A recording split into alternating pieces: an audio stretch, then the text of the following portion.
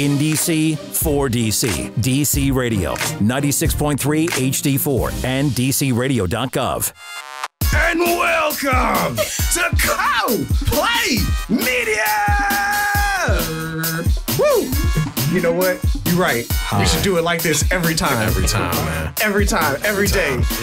Oh my God, this is the most guests that we ever had. We're starting 2020, right, man? Yeah. Okay. Yo, so... Exactly. Okay. So it's me, your boy D. You know, we got Demo. You know what I'm saying? Happy New Year, everybody. Happy New Year, indeed. Happy New Year. We got my man returning, David the O. Oliver. We got my girl Baroness Bree. Hello. We got Jamal Harris in the building. Hi. Jamal Harris, a.k.a. Jazz House, a.k.a. Eeyore. Keeping it cool. Oh, haha. Too cool for school over there, man. So, You were stupid. so I've known David for a while sometime, but I've really got to spend time with both Bree and Jamal over at the Baltimore Light Festival, which we all did together. Good stuff. And it was an amazing experience for Yes. us. And I was wondering, how'd you guys feel about it? Was it good? Did you like it? Ladies first, though. Oh, it was amazing. So I'm from Baltimore. Oh, really? Yes, I am. I would have never thought. Oh, just shut up. You know? Anyway. It was so cloudy when we were You know there. what? Such Wait. Say do for me. Say water. I'm not going to do that for you. Okay. Say dog. You know, that's not what you're going to get out of it. You know, we're not going to do that today. However, my experience at the Baltimore Light Festival was fantastic. It was. A good crowd. I got Yes. heckled real good. Did you now? Yes, we had a ball. I brought people in. They were out hollering, screaming, talking foolishness. I'm like, come sit and chill. Come tell me about your life. So they became part of the show. Yeah. We also did. I also did part of a show. David and I did a show with Olu. Olu. And so he has a show called In the Black podcast. So we cast it with him a little bit before my show started, and then you guys came a little bit after me. Yeah, we It was up. just dope. The energy was good. Yeah. The people were kind, and I mean, it's home. So I was just happy to be home and get to have my family see what I do. Yeah. It looked like you were having fun, too. We had Yeah. way too much fun. I was like, wow, this is great. I remember, what's it called? David was out there kind of holding our hands, kind I of know, guiding I us, you know know. what I'm saying? Giving us the fandom, the stardom leadership that we kind of needed, you know what I'm saying? Mentorship, man. Listen, The mentorship to outreach. being outside is a different venue than being in a podcast studio. For sure. All You know, together. you're grabbing people off the street, you know, engaging people. I had officers and people talking about, don't take no pictures of me. Don't tell my wife I said that. And I was like, okay, well, what you got to do? My wife not out here. One lady took her wig off. She took a wig One off? lady took her wig off. was that? Really, I made her feel real at home. Oh, okay. We were talking about He was using about what some men wear wigs and something like that. And Oh. also the other subject matter was the woman who got into the fight and had the blender thrown up against her head. Oh, I saw that. She got hit with a blender. At McDonald's or something, right? The lady got good into the conversation because we was talking about the thing between, is it fair for men to wear extensions and wigs like women wear it? And so the lady got comfortable, and next thing you know, she just shoot, and just kept the conversation going, and we just I was like, be yourself. you know what I'm saying? Men We are are wearing extensions? Oh, Yes. yeah. It's That's been going on for nothing new. decades, man. Steve Harvey. Word? What? Yes. Word? What, his mustache or his No, when he had that Steve So Steve Harvey got the That Mr. was a Potato unit? Head. He just put the fade I on mean, every got one day. for all you anime nerds and sci-fi nerds, Hercules, Kevin Sorbo. Yep. Yes. The What? entire show, that was extensions in Yeah. this shit. Get out of If you here. look at him on other movies and shows that came out that same period, you notice his hairline got shorter in the back and thinner in the front. But let me say this. It's different for television. If I am doing a role and I need That's what the point continuity was, for yeah. the role, Right. that's different. Yeah. But if my eyebrows can't come off, neither should his. So, you know, if you're going to be, you see the meme time, I'm going to lick my thumb and wipe off her eyebrows. Well, if we get into a shower and his hair is sprayed on with that Beijing. Oh, yeah. It start going on when the side. they look like samurai warriors. Like, well, who drew that line on that perfectly? Who has that level of? Like, who was that see, artistic? Well, yeah, it's the same, like you said, in television and so on. Another example of that is Jason Momoa. He basically was in Stargate Atlantis. Okay. In the beginning, he had his own hair. But by the end of the first season of him being in it, they were like, I'm having neck problems and so on because it was his own hair. So they cut it out. And next thing you know, they made the extensions on it. So the rest of the seasons he's in, it's not his hair.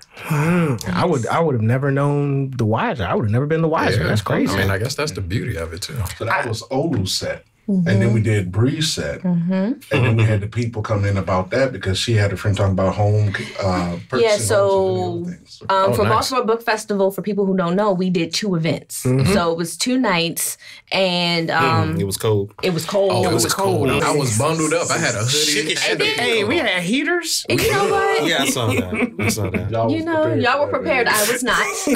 And then they had the audacity to say, "Oh, we're cosplaying," and I'm the only fool out there in cosplay. I didn't notice. I was like, Hey, but people appreciate it. People appreciate it. We was getting attention. You was getting that attention, appreciate man. it. I was laughing because I was seeing you go. it was cold out that thing. Fur is always warm. Yeah, the second night you were looking bundled. Yeah, the first night I was trying to be cute. I was there for fashion. Didn't know, but no.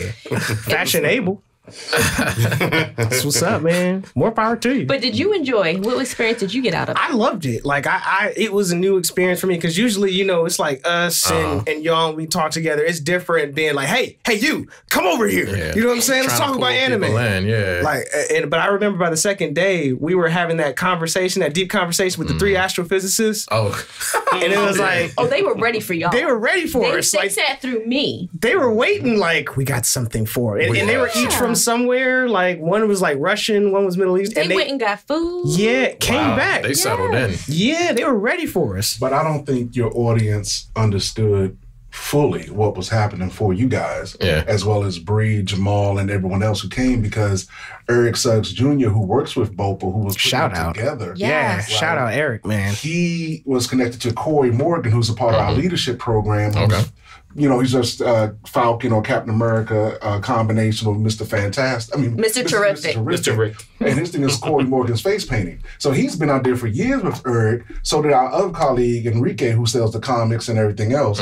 And he pretty much was like, okay, let's call it to Eric. And I said, all right, cool. So we missed Baltimore Comic Con to put Phantom Stardom out there, but we ended up with this. And we told Eric, I said, look, man, if you want to do something different, let me bring my squad. Because I seen what you got on your previous thing, but it's one thing to have, let's say, nerdism be celebrated, but we're not in the nerdism, environment. If people going around the corner to party, baby, we should have a party. And so when I got there, the whole thing was to teach all of you all who asked me advice on your shows and this. I said, let me start y'all where I started off at, in the street. Yeah. The street is where you need to be at, because that teaches you how to encourage that hunger. Yeah. Embrace the fear.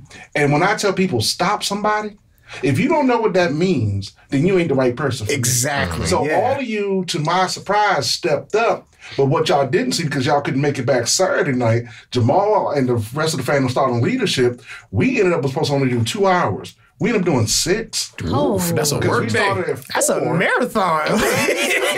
It was too cold for all of us. No. Because when we got there at 4, we was trying to find parking. Right. That was the issue. Corey was already working. Right. Brittany was already doing her thing. And the next thing you know, it became an issue for them to have anything worthwhile, because the people weren't really... Can you hear me, Shane? Keep going? Okay. All right. Sorry, folks. Just keep it going. Just give me a signal. And so I just turned to the people, and there's all these illustrators, right? And I'm looking at the people and I'm watching the customers, and I said, now, why are y'all sitting here in the dark? It's a nice sunny day. We got a shadow and everything, like the freaking bat cave. And I'm like, what are y'all doing? People supposed to come see you. You got all the superhero crap on the wall. So I turned to Jamal and said, hey, man, do me a favor. Get my cell phone out. Let's set up the soundtrack right now. Let's do this. We're going to turn this up right now. One kid started teaching everybody how to do comic books. And long story short, I just went off. I jumped in all the illustrators' faces. We were doing a live interview. It was a talk show, broadcast live. And then by the time I got to our segment, Malika and Yusef, who are our costumers, they're called the Corey Cooper Company, they join in. Corey shuts down his table to do his part of the panel. But then it got so good about 7:30, we turned it into a talent show. Then it went further, because Corey went back and opened up his booth. because he saw Brittany, who was supposed to come on behind us, still making money. So she said, y'all keep on going. She didn't get on until about 8:30, close to 9 o'clock. Pretty much. You know what I'm saying? And I'm dressed as the genie from Aladdin. So we're showcasing all our stuff. And then I walked around just to get an idea. I mean, that whole place, that whole pavilion just went crazy when I was walking around. And I still remember this one little girl, purple little jacket, all the people running up, all the accolades we were hearing. One lady came off her walker. Wow. And we were like, okay, this is a party. One gentleman, the headphones that I got from Beats by Dre, and another gentleman, he couldn't fathom. He thought I was Chi McBride, just like you did. He really thought I was Chi McBride because he couldn't fathom. You know, we showing the videos. He's like, nah, man, that's not you. You taking that man's likeness. And the other guy said, no, that's him. And so he couldn't believe it. And Eric liked the way I handled it because I didn't let him, as she say, heckle. Jamal was still on the microphone playing the host. I said, Jamal, I got it. So I said, come here, brother. Let me show you something. And when he came over, he was realizing for once in his life, somebody that's of that caliber is in front of him without no fanfare, security guard, keeping it 100, giving him 100. And we gave him and everybody else a chance to get on the microphone. Wow. Yeah. And so the next day, I get a report from this one here saying, you guys' presentation changed like 100% different. She was like, who was that? I was like, oh, man. Okay. Awaken the beast, man. You know like, what I'm it saying? was inspiring. But that was the whole point, because see, even for Olu's show, we were saying the same thing to him. You can be dark, but you want the audience to know you. So that's why I said bringing this young lady here, who's like our media guru, onto the team made a difference, because she already had her thing with the Fabulous F, and then she had her thing, Baroness Bree, so people can really understand what it is she's bringing. And then Jamal is stepping up from the back because he used to doing the production for everybody. And now that he's coming up with doing the photography and videography, I'm sharing with him my directing skills and, you know, acting coaching, so that, you know, when you see them, you get to really see what we're bringing to Family Style and how we can take what you want, manifest it into reality, and put you in front of an audience that really doesn't know you, care for you, like you. And it really strengthens your resolve to say, is this what I want? Right. Yeah. And I would say that is definitely it was definitely a teachable moment, you know, and it definitely got down to the like root of entertaining a lot of it. It's like, if you could do this, you can go anywhere and do, and, you know what I'm saying? Yeah. And I'd say that is one of the things that I really value in the fandom, the stardom. And with that being said, I'd also like to move on to the other skills, you know, that Bree and Jamal are bringing, you know, like whoever wants to go first, man, you know, ladies first, of course. So. Of course. Oh, okay. Well, I do a little bit of cosplay. So tell us about it. A little bit. Tell us. First year at BlurredCon. Oh, okay. He wants to. Something's happening. But yeah, no. First year at BlurredCon, we had tons of photographers. I didn't know if I was going to show up on somebody's anime weirdo website or whatever. But ESPN was there. The Undefeated. So a number of us were featured on ESPN. I saw Undefeated. it. Yeah. A number of us were featured on. There are a bunch of like little small websites that aren't, not because you're small, but because, you know, I just can't think of the names of all of them. Niche. Right. But people are just sending pictures. Talking about, is this you? Is this you? And I'm like, that's the first time I ever cosplayed. It's the first time I had little kids like crying because I was Sailor Moon with braids, and people are like, and little girls are like, yeah, Sailor Moon with blowing locks. minds, right? You know what I'm And saying? I'm just like, I just didn't change my hair, but okay, you know. So it was fun. It was relatable to see kids see their favorite superheroes in color. Right. And so for me, that is my favorite thing about what we do. But in addition to that, I also have my podcast, The Fabulous F. You can find it. But my that's why I have 2 websites. I thought about my life. So She's smart. She's smart. So, but my main domain is BaronessBree.com. I was deemed Baroness by Twitter during the royal wedding. Nice. And some friends of mine were like, you know what, you're now the Baroness. So I bought the domain and trademarked it. Okay. And Smart. it's been fun. I do social media marketing. I call it Sparkle Magic because I'm the only one that can do what I do and make it sparkle. And I do writing. I do freelance writing for various magazines, namely Essence. Nice. Essence, for those who hasn't heard this. Essence. Yes. So now you know why Essence. she's here. Yes. That's huge. But she actually asked for it. That's the thing that most people don't get. I made her wait about 3 months because I was saying to the rest of the team, leadership is important to me. And if I'm going to have females out in front, they need to really embrace their power because there are other females who are looking. And we have Malika who does her thing, and she's new to come out in front, but she's now embracing it. Okay. And for her as a Muslim woman, it's wow. Oh, yeah. And then I took it a step further. I introduced her to somebody who's her future version of herself. And her name is Zainab Phillips, who is a Muslim woman who does fashion 3.0. Dope. So through all this stuff, we're bringing it. So it's, again, I don't say, oh, it's got to be female empowerment. No. Is this woman bringing forth a certain likability and power to her presence? When she said, I want to be a part of the panel, she'll tell you, I said, nah, I'll wait. Just to see what she would do. Most people want to be in that con world. They want to be in a group because they want to be comfort. I'm like, no. Right. You still on your own. Yeah, you got to stand We up. come together. It's only for a team up. You know what I'm saying? Like the Avengers or something. We go, what? You need what? Okay. What? I call us the Super Friends. That's her thing. I like it. That's why we rebranded coming in 2020. You know, everybody's got their thing. Yeah. Everybody's got their superpower. Everybody bringing something to the table. And this gentleman right here. And this man right here. I seen the video that y'all did, like the editing for it. Really, did you do the editing for it? No, that was. No, he's talking about the stunt demo. The stunt demo? Yeah, that was our other associate. That's my original mentee, LaTanya, a.k.a. Tanya Q. Yes. She's my mentee from doing directing and editing. And she went to SCAD. She just graduated about like a year or so ago. Nice. And now she's doing stuff for like corporate videos for realtors and other companies and industrials and other businesses around DMV.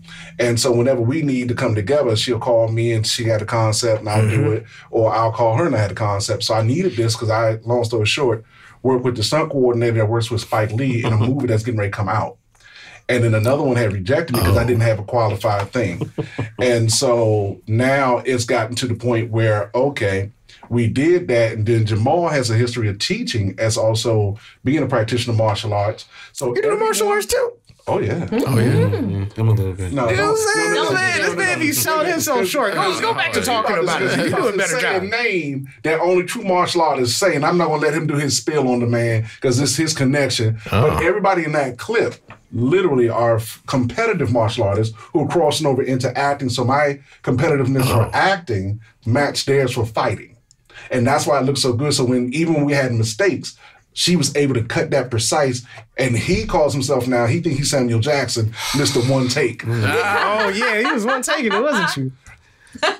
Yes. Let me give him the Joaquin Phoenix. Well, no, it's basically on credit for David and everything. David said, "Don't be me," and I was, as you can see, I'm just like, let's just get it done.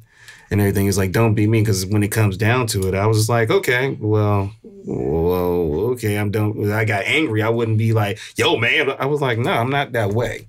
So I had to get out of being Jamal. And so that's why he wanted it. And that's why I arranged for that to happen. That's why I asked him, hey, basically, my boy said he needed something. I wanted him to have what he needed to keep on moving up, keep on moving forward.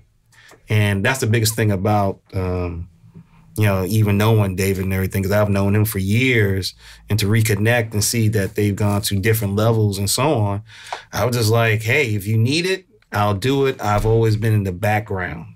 Like what you're doing right now, WHUR, WHBC, and so on, Howard University. So if you want me to ever say, this is WHBC, 8:30 a.m., this is Jamal Harris, and I'm here. I'm like, oh, God, I gotta go through this again.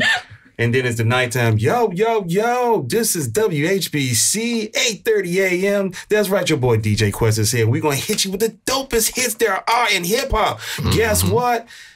We're going to do it right now. And I had to go through all that. You have to learn your diction and everything and so on. This is WHUR. We're here from 12 to 6. Oh, God.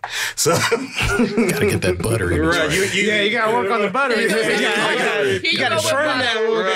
You gotta churn. You got some churning you gotta do with that. Another synonym for butter. Spread that butter. Let me Google for butter. But you know what? He's not telling you, because the thing about it, he was always doing, the thing that reconnected me to him was it's okay. He would be doing all the pictures and photography for these events, right? And I was saying to him, like, oh, wow, man, you really doing it up, right? And the thing I would notice is that he's making the thing look like it's festive and full, but it really ain't. You know what I'm saying? And maybe 15, 20 people in the venue. Sorry about that. Oh, God, what is that in my mouth? Thank you. Buttery. Edit that out, Shane. Go to another angle. Okay, stop laughing. But anyway, so I'll take it back. But he got that thing looking full. Take 2. So yeah, Jamal was taking pictures and stuff for other promoters and these DJs in the house music community that we both knew, but he didn't know in 2011. I did an event with them, and I shut it down after that because these guys only wanted to do a certain thing. It was about their little cruise. They weren't trying to expand. And so when he talked to me in 2017, he's like, yeah, I'm trying to do something. He saw what I was doing different, started rocking with me, and then about like 2018, he was doing some more stuff and I wasn't there. And then in 2019, we got back again, and I said, so what are you doing? You're paying for all of what? He said, no, I'm not paying for anything. So you're not paying for the venue? You're not getting nothing? He said, no, it's their party. I said, boy, you doing what? You're doing all this work. Boy, you better come on. You know what I'm saying? Better get this money. And so that's why I started telling him, I said, dude, you got to get out in the front. His cousin is, who's the DJ? DJ Mandrill. Number 1 house music. Dude. Legend. Legend in the game, right? Then who trained you for the martial arts? What's my man? You mean Chuck Jeffries? Exactly. Ooh, see what I'm wait saying? a minute. So why you gotta be so humble for it, man? Or is it just who he is? He never realized that through helping, say, Bree or you with your dream, that it's backing you. Basically, we do the same thing. The only difference is I have to step out in front to get your respect and your attention in order for you to understand I'm about to change your whole life and your whole mindset. He's like, well, whatever you got, I'm going to work with. Problem with that is it doesn't go but so far. And that's why I told him, I said, bro, just start doing your own thing. Let's just get out here. So putting him out in front as the host of Fandom Stardom, putting him out there to use his production skills, his photography skills. And we just did a project with 2 young ladies this past Friday. Now they all want to hire him. And I said, yeah, man, get it off my back. Dude, we definitely had a thing going on with my sister. She was filming for a show she wanted to pitch to CW, and we were looking for somebody to help. And I had to call somebody from out North Carolina because there was just no one that we could reach who was willing to do it at the level that we needed. And we just had to go about it. Next time you know where to call. Well, yeah. Because I wrote 2 network quality short films for them in under a week, and everybody was freaking out. Even them, they were like, you customize it to our strengths? I said, of course, that's my job. You know what I'm saying? The strategy is what I do. So bringing these 2 people in, it just enhanced the team. And then if you don't mind me saying, Enrique Fernandez, who does all our selling, and he's the vendor of the group, he has the comics and the toys. I mean, this cat just blew me away. He inspired me to do this. And then Corey was right there with him because Corey was with me on the news. Never knew exactly who I was and what I was doing, but he'd been watching the whole time. You know, and then the Wonder Twins, we called them, Malika and Yusef. That works with the Super Friends. I just got that. Yeah. I'm slow. But we don't realize, their husband and wife team, they kind of work in tandem a lot. And I just met them randomly working with another mentee at the Soccer Missouri thing. And that's how we got to talking because I just randomly asked her to take a picture with him because the outfit she had on. And then Yusef said, yeah, my wife makes all this stuff. I said, wait a minute, that's your wife? Wait a minute, that's you? She made that for you? And he's a big guy like I was. I'm like, oh, snap. $200 we got to get together. And she make my stuff. So it just formulated into that core group. And like I said, everybody got skill set. But I think between Blurred Con, I think we can talk about what the effect of that happened, can we? Go for it. Packed room. It was packed. People were standing on the walls, people sitting on the floors. We didn't know they were turning people away from us. And now they're saying something different is going to happen. I can't say it yet because she said not to the public yet, but I'll wait till we get there. Man. But let's just say it's going to be bigger this time. Spoiler alert. We need that exclusive. It's going to be a bigger presentation. There's news coming out. There's news coming out. That's on our part. Okay. And then what we did at Baltimore City Light Fair, that ended up getting us even more because then they contacted us and said, can y'all do a full week? Because we turned it into such a show. I remember it. It was like, man, it's too cold, man. But then he said he came up with a brilliant idea to Eric's credit. His idea was since we were cold, He wants to do it where we do the fundraising this time for the kids in the schools being that are cold. That is brilliant. I said brilliant, but stupid because your staff were freaking freeze. Yes. We were so cold. But it's just, for folks who don't know in Baltimore, I just got to talk about it. Like, because it is the craziest thing that, because I went to Montgomery County schools. So this is, that, you know what I'm saying? So for those who are not from the area, like, the idea of it is privilege. Yes. I'm a privileged black dude. So there is no heat in Baltimore schools. When there is cold, like when there is a blizzard, like legit ever? They leave early, cuz. Wait a minute, so they ain't got no heat, they ain't got no AC. This is where I pack up my privilege because I went to Baltimore County Public School. Oh yeah, you from county? Our parents made sure we had. So this is the issue. Owings Mills? Not well, kind of sort of Catonsville, but Catonsville. But the situation with the Baltimore school systems is that there's a lack of budget.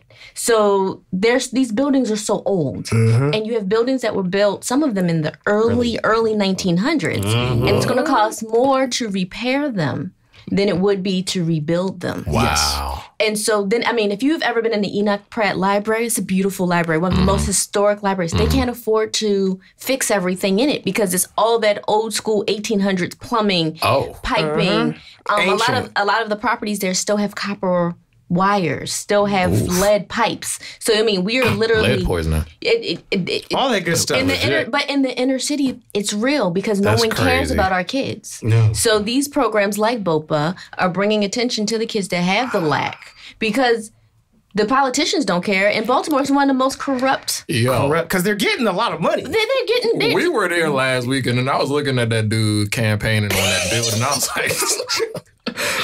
I'm looking around like, who would run for anything in this city and take it serious? I mean, this is they trying to come up. That's crazy. Every city has corruption. Don't get me wrong. Yes, they do. But to have a mayor who was like literally pocketing gift cards he was about to that steal. were for books. It was the children's books. No. These were gift cards for homeless families that were being relocated.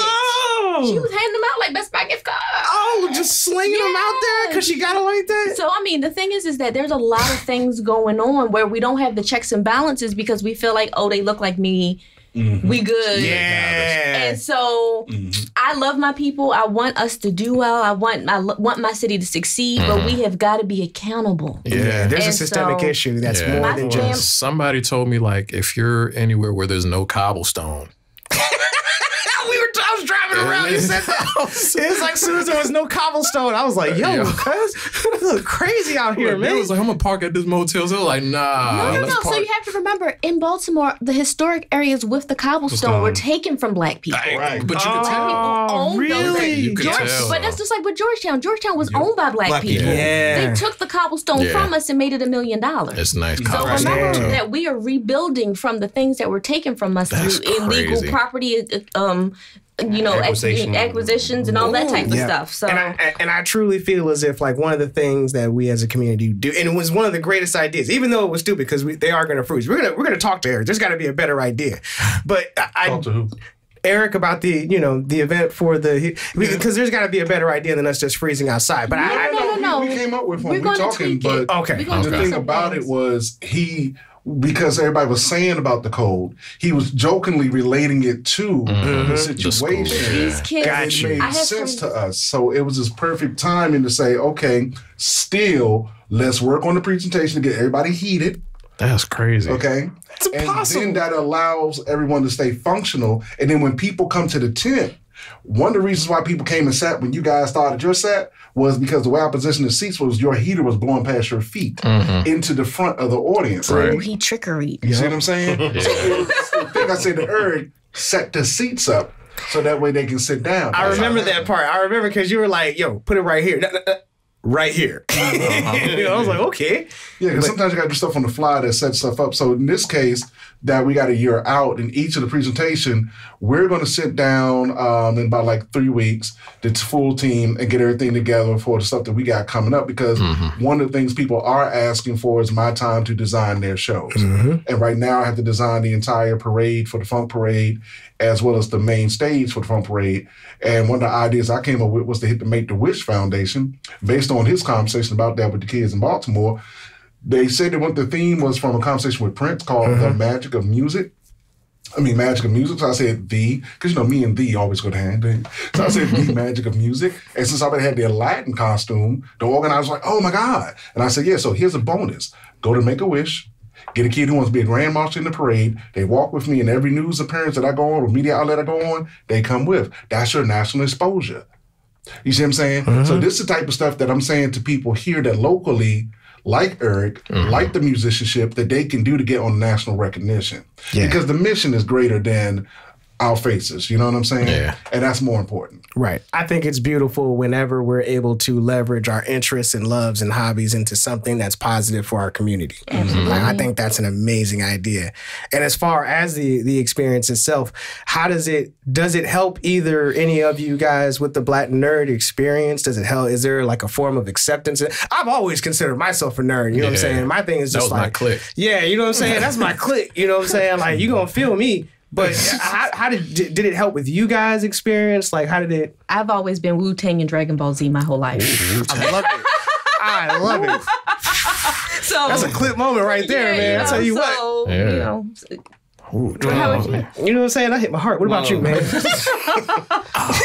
Wow. Wow, Wu-Tang. Yes. Wu-Tang and DBZ. I was like, 7th grade changed my life. Protect your neck. Protect your neck, dog.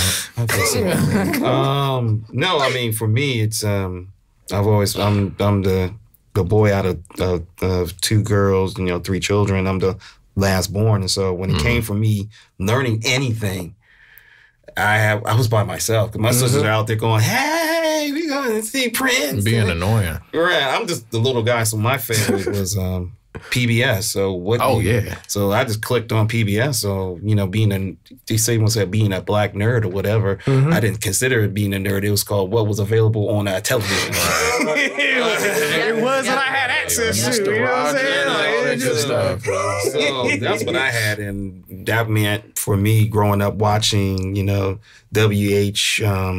I forget WHMM. I forget the name. Yeah. So I watched everything, Channel 32. Howard University joined. Yeah. Shout out HUT. Thank you. I couldn't remember. That said, they will get on me now because I have to say that. I just thought about that, like, duh.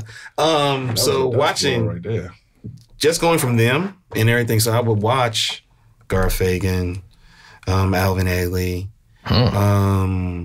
everything that was related African American and so on, and beyond that, and so when he also, after that, he comes to me with watching Doctor Who. Yes, sir. Doctor Who goes hard, man. Doctor Who's been around for a minute, too. You just got into it? Yeah. You have a lot to watch. I know. There's a girl now. Well, Doctor Who is a woman. Well, see, she doesn't kill as many people. Don't even get me started on that. Yeah. Doctor Who is low-key more dangerous than any person with a gun. That's what I loved about the show. Well, see, that's the thing about like my grandmother and them always liked about me. They're like, okay, what Jamal watching? And they'll look over and they're like, who's this? Oh, Doctor Who, because my father was a nerd in himself as well, because he can tell you anything about any president in the United States. Really? I don't think that's a nerd thing. I think that's a smart thing right there. Well, he's a history buff. History buff is nerd. I mean, I love the History Channel. So it wasn't cool. But he could tell you everything about, or anything in the district that has to do anything military-wise and so on. He explained it to me. Really? That's tight. So it was just like, okay, that's my dad. And he did models. He made models.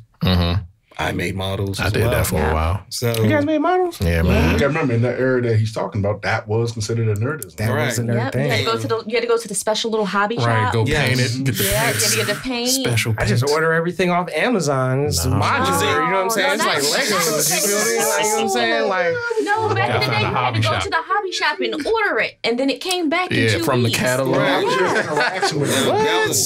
You had the little glue guns and soldering irons. Of glue? Yeah. That's how you use the glue, man. What was going on? Hey, glue guns were dangerous. I grew up, all I did is play sports and video games. That's all.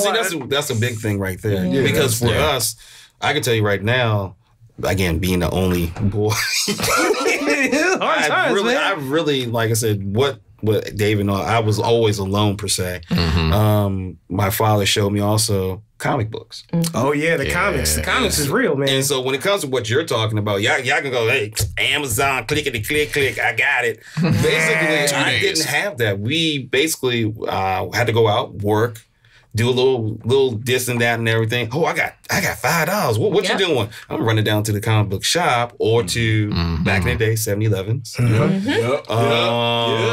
Highs. We had Highs shop. Oh, I never heard of that. So I heard of one. Wow, Okay. or Woolworth, where you actually can buy a pack of comic books for like $1. Yeah, and you get 10 comic books. Yeah. Oh, okay. It's like 10 cents a piece, right? Okay. So I was like, it's heaven. It's heaven. This is a great thing. But like I said, when you say being a nerd, literally, I couldn't. When someone said black nerd, I was like, what is that? Because I've always been intellectual. And my grandmother was saying that she said the same thing to me years ago. It's like, so you calling me a nerd? Well, thank goodness I can't say the rest. Because she's about just a little shorter than Bree. And my grandmother just, she was like the "Where's the beef" grandma. Whoa, where's the beef? Yeah. And she would say it in 3 different languages, right? Including English. So basically, she could curse you out in French, Spanish, and German. Nice. And basically, if I got into trouble, so it'd be like, Jamal, I'm like, oh God. So you got to decipher the whooping you about to get. Right, you know what I'm saying? What angle is this beating going to come from? Right. So basically, being, like you said, for her and everything is like, if y'all want to call me a black nerd, fine. I've been one all my life. It is what it is, man. Right, and a lot of people didn't realize that they were blurs. Yeah, for real. Because I grew up a Jeopardy kid. Like I love Jeopardy. I've watched Jeopardy my whole life. My whole life. Like I've auditioned for Jeopardy. I met Alex Trebek. Like I'm a Jeopardy nerd. I love him. And grew up Star Trek. All of that. Star Trek. Star Wars. Like I said, my father really influenced me about all that. Oh yeah. So he took me to see the first Star Trek movie. Oh, really? And basically, what year was that? Nah. We ain't gonna call the man out. We ain't gonna jab the man's pride. You know what I'm saying? Breathe, excuse me. Before he tells us how it was. Because I was in elementary school. I liked the anime and everything, but there was this one kid that I'm assuming back then it was still cosplay. He would dress up in a Star Trek uniform. I'm like, oh, look at this nerd guy. But the whole time I'm at home like, yo, Dragon Ball Z is coming on. Exactly. Right. Oh, yeah, I love that. Hey, on the international channel, cuz? Yo, I was living for that international channel. We didn't have that in Baltimore. We did not have the international channel. That was extra. See, that's the thing. I'm listening to. I feel like the international channel went off at some point. It did go off at some point. Because I was trying my hardest to stick with it. Like, I think it was channel 51 at the time or something like that. We used to get them from the VHS from the library. Oh, yeah. I had a bunch of VHSs. I had the whole scene. But then it was in the oversized international VHS that you had to watch in the library. Yeah. So where would you guys speculate the future of blurredom going? Like, where do you see it? Do you feel as if, like, the blurred experience or the nerd experience is going to start becoming a mainstream thing? It's already mainstream. I feel it's pretty mainstream. Lizzo. Once I seen Meg Thee Stallion with the white and red, I was like, we're not living in reality anymore. Michael B. Jordan is a huge anime fan. Michael B. Jordan is a poser, and you know it, and I know it, and we all know it. Let me say this. As a person who comes from a place where people don't always pronounce words correctly. Yeah, you saw it too. You guys are mad with him because he called the show a different name. No, I'm also mad that he's pushing this super expensive anime-inspired clothing. Like, we're not buying that. But he's got it. It's not for you. But that's the thing. It's for for his friends. That's got the money. It's for the people that live on his block. Well, I'm going to tell you when you go outside with your Amazon Dragon Ball Z costume, he's got the couture Gucci Dapper Danvers. He got the leather Gucci. I'm like, yo, this man got Coach for real. I mean, look at these boots. Yeah. Oh, look at the price of these boots. I do want the boots. The boots is like $400. I'm going to get the boots. You can't clown if you want it. I can't clown Michael B. Jordan because I am happy that anybody who looks like me is doing anything positive for our, you know what I'm saying, for the community. But it's one of those things where, I felt as if, it seemed at certain points where it was a little bit less than authentic. But also, remember, he is a Marvel. He's Marvel, so he's already in the nerddom. That's true. That's true. Oh yeah. He's already. If Michael B. Jordan cocked in this room right now, I would still be like, oh my God, it's Michael B. Jordan. I would still be like, oh man, I love everything that you were in. You know what I'm saying? From The Wire to Marvel. But would you question him about his Yes, that would be the third thing that I would bring up to him after Marvel and The Wire. They would go straight into. So what's up with those shoes? We gonna skip Creed. No, and that's good. That's good journalism because now you're bringing your opinion to the front. And you're genuine, so your audience will know the difference. See what I'm saying? Because a lot of people don't want to do that to somebody because they don't want to step on toes. I've done it numerous times to different people. You know what I'm saying? Because my thing is, why fake it when we're supposed to be on the equal terms? Right. Yes, he gives 0 beeps. You know what I'm saying? And it doesn't help to, again, because you're going to want to say it at some point. Your audience is going to hear you say it before or after the interview. What's the word they can do? Cut? Like, did y'all not see the clip where Kendrick Lamar walked out on the one girl because she didn't know who Martin was? Yep. Wow. You see what I'm saying? That shows you how nerdism goes. He was deep, and she said, I know the Fruity Pebbles. It's like, what? You don't know Martin? How do you not know Martin? I was just watching Martin at work today. You know what I'm saying? But this goes to this question, and I'll let Jamal answer before I get deep into it. But just go ahead. Because I tell you don't want me to answer that question. What future of nerd culture and the direction that it's going? Like, what future do you see? Specifically, he said black nerd. Blurred. The future of it is basically, as Bree said, it's already there. The funny part is that more people want to copy. Of course, it's like rap and rock music. I mean, it's they want to imitate. Now, if you want to come for a history for me and so on, I mean, I knew the guys who created AwesomeCon. I was there. So when it comes down to it, it was like, AwesomeCon. And when it came down to AwesomeCon and so on, let's not think, everybody was going to come in and jump in like, hey. It was actually, they had to reach out to get people. And then the next year, then everybody was like, oh yeah, I can get Uber. And that's what happened. When it comes to BlurCon and so on and everything, then BlurCon said, hey, let's make it about us. Yeah. And then you get people like Bree. And you got people like Bree coming in there looking like Sailor Moon with braids. And Bree coming in with the buttery leather pants. Yes.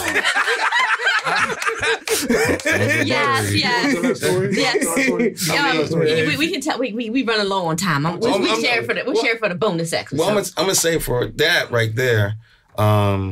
It comes down to it and everything.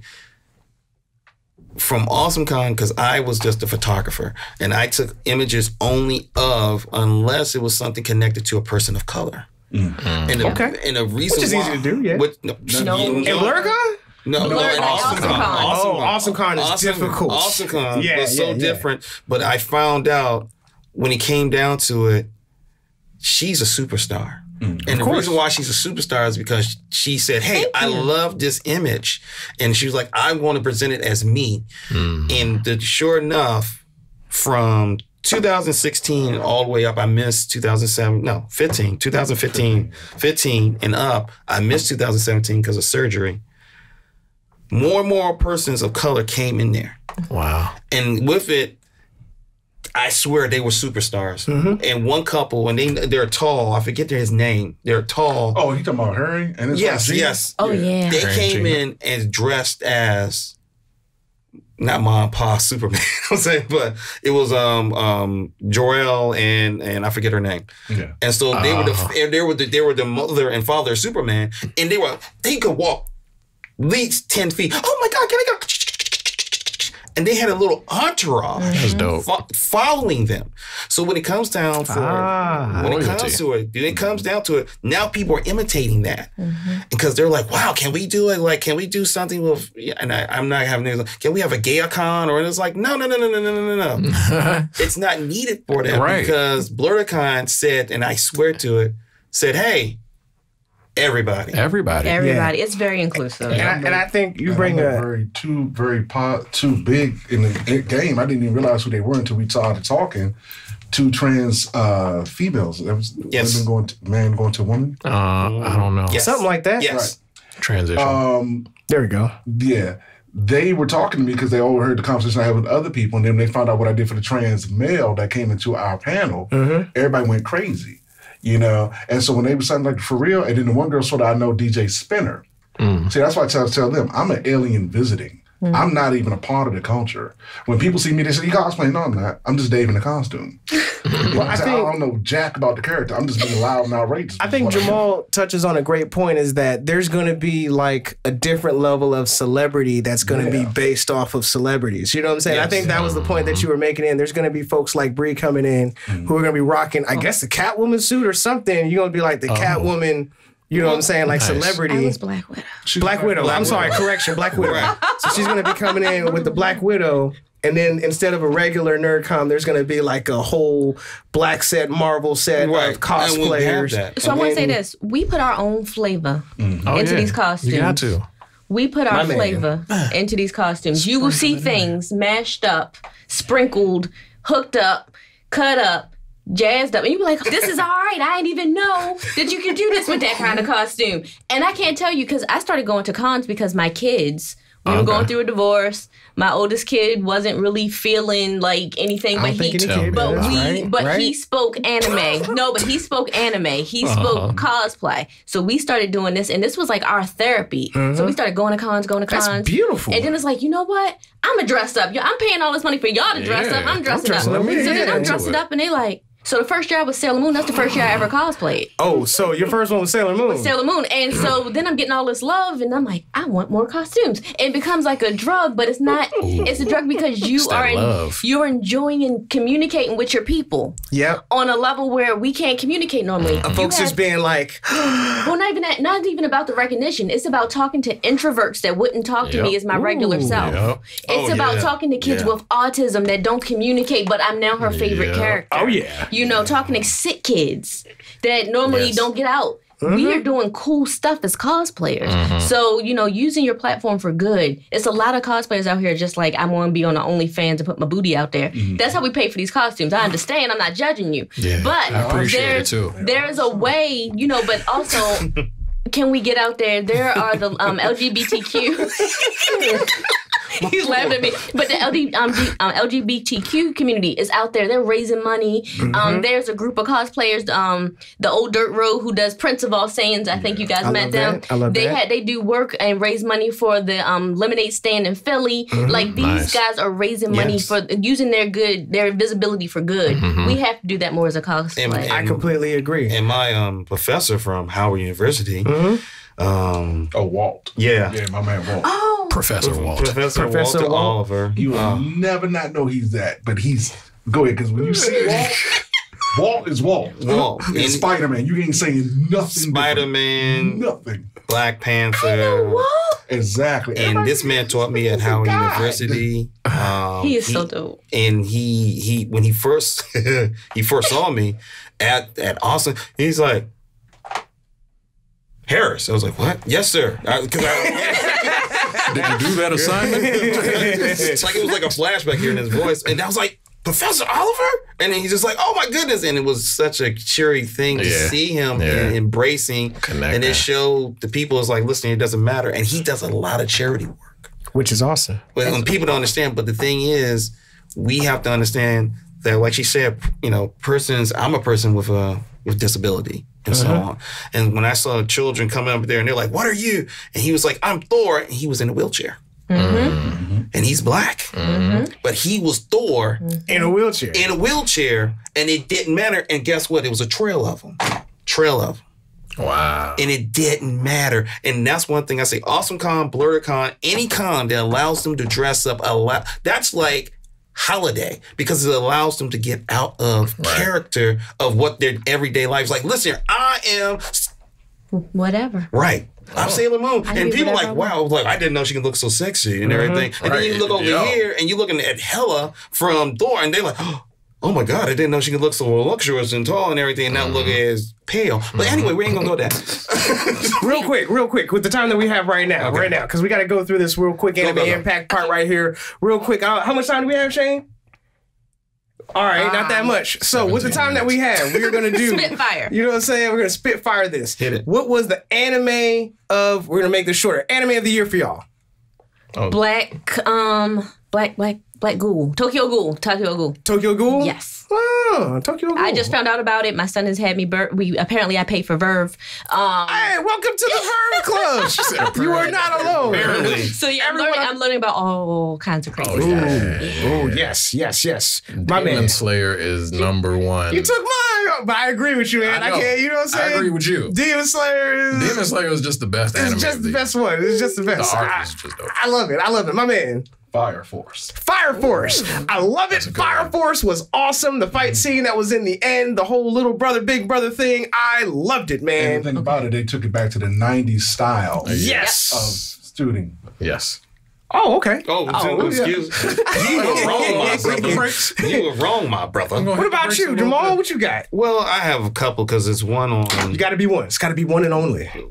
I forget the name of it. It's on Netflix. It's about a guy who's boxing and so on. Megalobox. No, not Megalobox. The original one is Levius. Is you saying the black guy boxing? No, he's like he has his own style of boxing. Hajime no Ippo.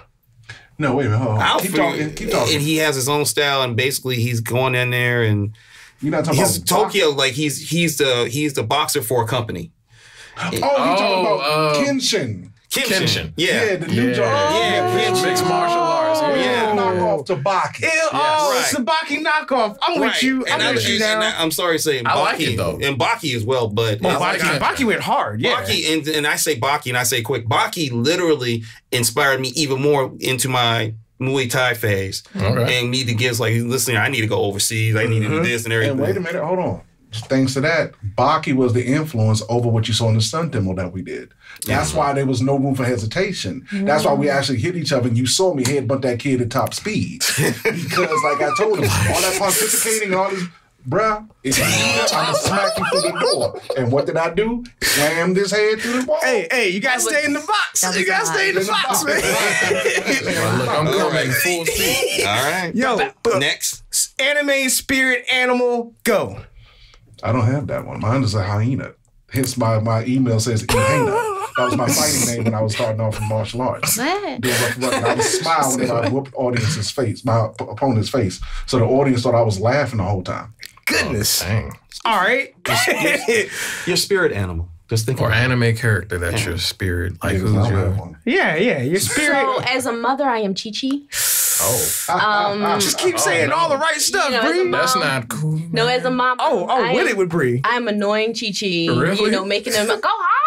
That's me hollering in Japanese when the kids do what they have to do.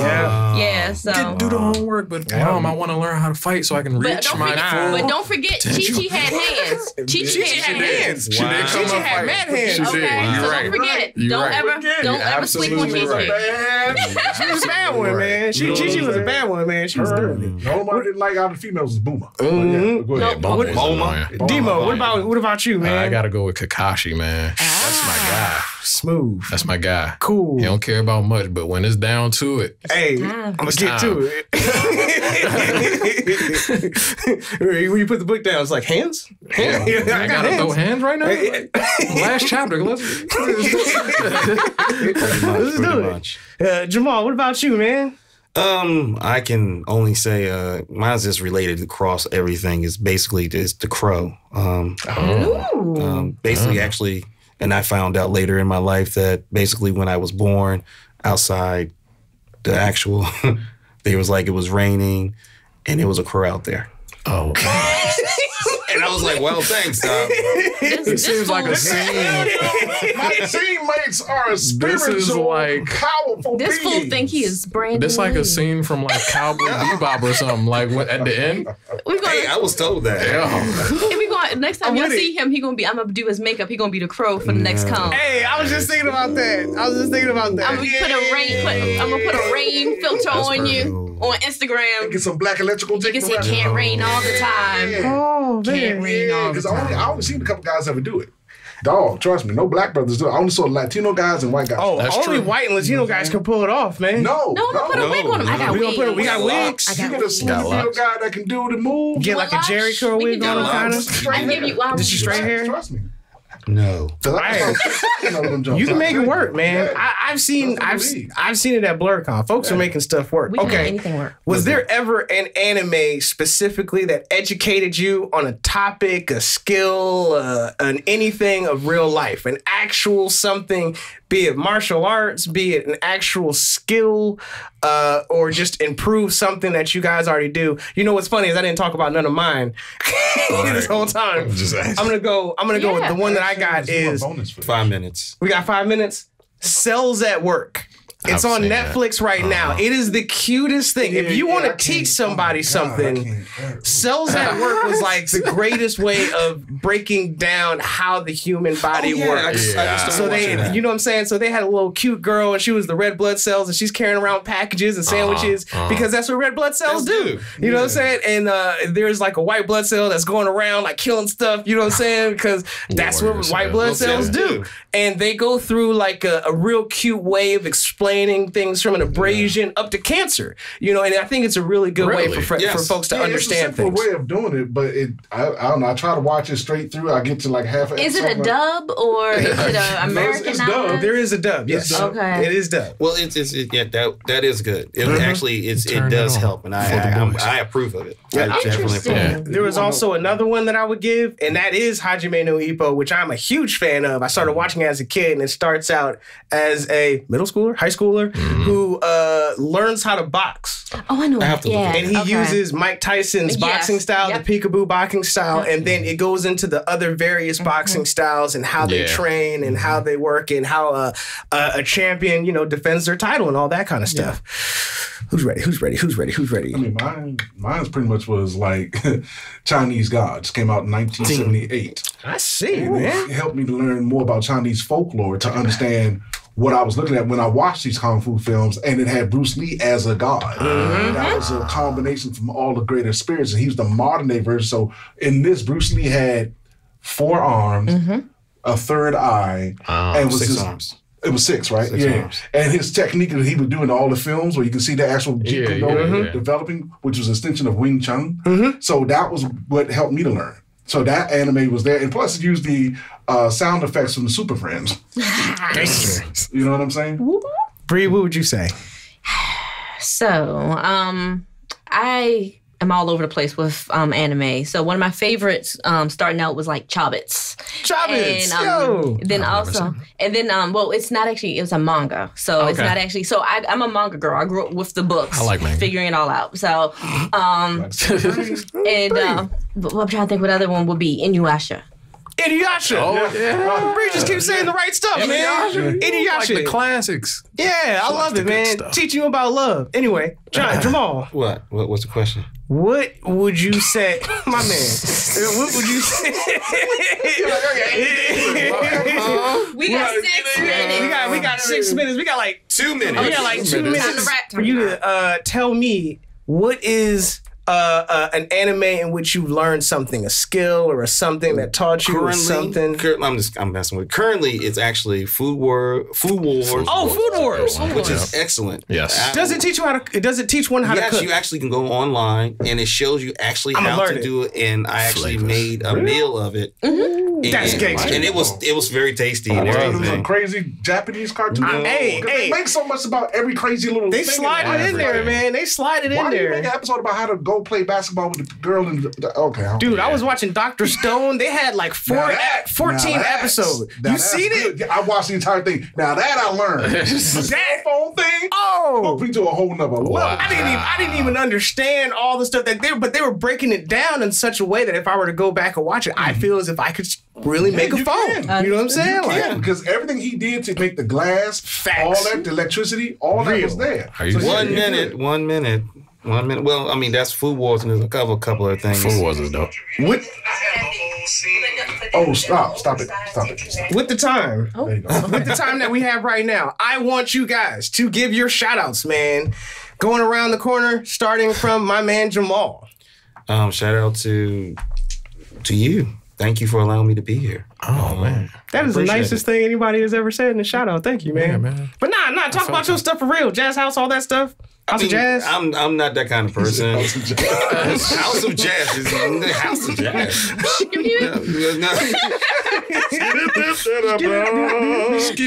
Yeah, baby. No. Just shout out to my people. I mean, again, I appreciate you allowing me to be here and everything. Shout out to my boy David. Shout out to Miss Bree. Just being their presence. So again, thank you. So humble.